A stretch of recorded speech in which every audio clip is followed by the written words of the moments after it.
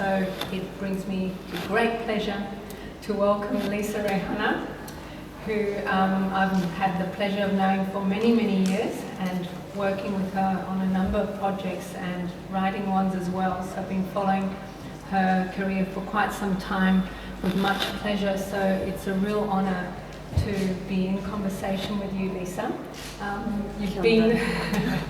You've been working as an artist for a couple of decades now, I was thinking about this talk, and you're known as a foremost New Zealand artist. You're one of the first Māori artists to actually begin to work in new technologies, and I know that you have influenced many artists in doing that.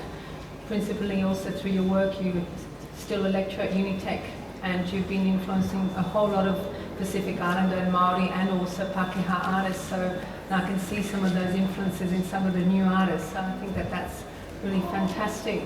I also wanted to acknowledge that you have been included in many exhibitions. You've had a recent solo show at the Auckland Art Gallery, another in 2005 at the Adam Art Gallery in New Zealand.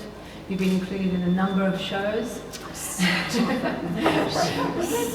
know, including, so I've got to get this right, so including 2008, the Liverpool Biennale, Dateline in 2007 that toured Germany and also went back to New Zealand, and the Global Feminism one, which would have been an interesting one in New York to be part of that.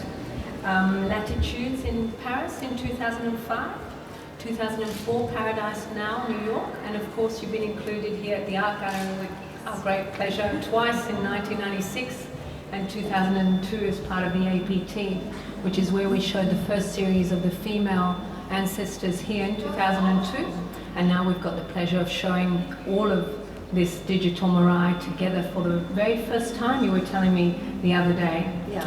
So that's fantastic for us too. And we've got the pleasure of also showing the work that you very generously have gifted to the galleries. So that's, the collection also is able to grow because of the generosity of artists like yourself. So thank you very much for that. So I thought we'd start, it's going to be a bit of an informal conversation, and we'll just pick up on threads that both Lisa and I would like to speak about, and then have some questions at the end. And I thought that one of the first kind of things I'd like to discuss with you, Lisa, is that when I first met you, you were very much involved in performance. So that I remember first seeing you as part of the Pacific Sisters, and you were wearing these kind of outrageous costumes and dancing on a stage. And I wondered whether you could talk a little bit about, a lot of these works are kind of, they've got a particular setting, they're very staged, they're very, very carefully considered in terms of the costuming. So there's a filmic element to them as well, but also very much a performative element to that. If you could discuss a little bit of that, that would be great. Sure. Thank you, Maud.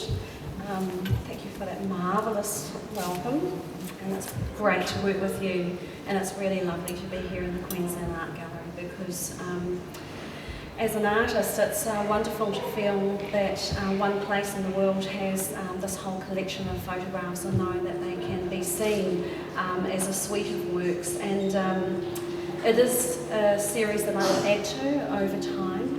I think there was another number of ideas that you brought up. In terms of Pacific Sisters, was a really interesting collaboration that I did with a group of male and female Pacific and Māori artists. And one of the things that was really fantastic about that was to collaborate with a team of people, and there was a lot of women who were involved with that project. And one of the things that it created for us was, as a group of urban artists, we were able to create a community.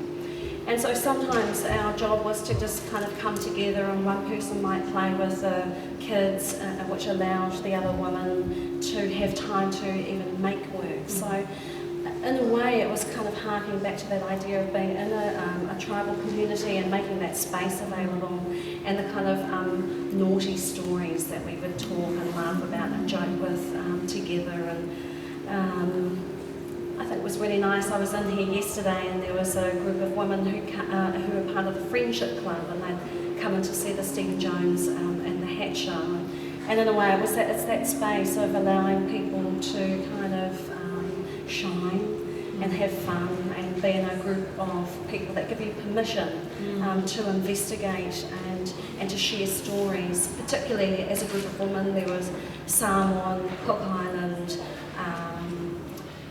Fijian, Maori, and Niuean. So we actually use that as a way of sharing stories of mythology. So there's one image here of Maui surfing, and Maui is a Pacific Polynesian deity that runs right through from Hawaii, and he's told about, he has stories about him from many different places, but of course each story told from a different culture has a slight variation, a view of him. And so then you get a kind of, I suppose it's like when you go to a funeral and people tell stories and you suddenly realise that there's different aspects to that figure, to that person. And so it was a way that we could kind of share and learn from each other.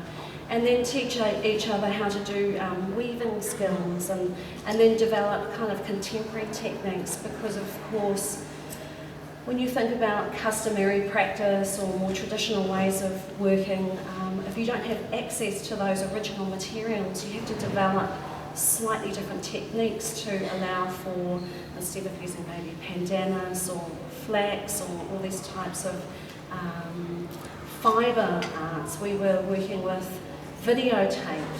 You know, when VHS started going off the market, and then people were throwing them away, so it was for free. So we would start making woven skirts using video, and then there was kind of stories about, well, this video is actually a film of something else that we might have created ourselves. So embedded within these kind of skirts or piu-piu, we were filming our own stories, and they become embedded in that kind of material. So there's some quite interesting things that you can kind of share in those situations, and then moving through time and developing new techniques and new ways of thinking.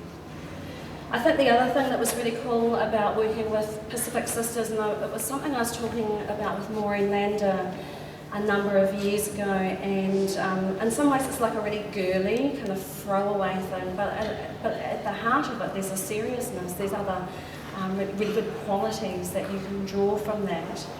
But I came across this Maori term which is whakahihi, and hihi is the rays of the sun. So some people talk about whakahihi as showing off, but whakahihi is also this idea of bigging up, you know, like lifting yourself up and putting yourself forward and presenting yourself to the world in a particular manner.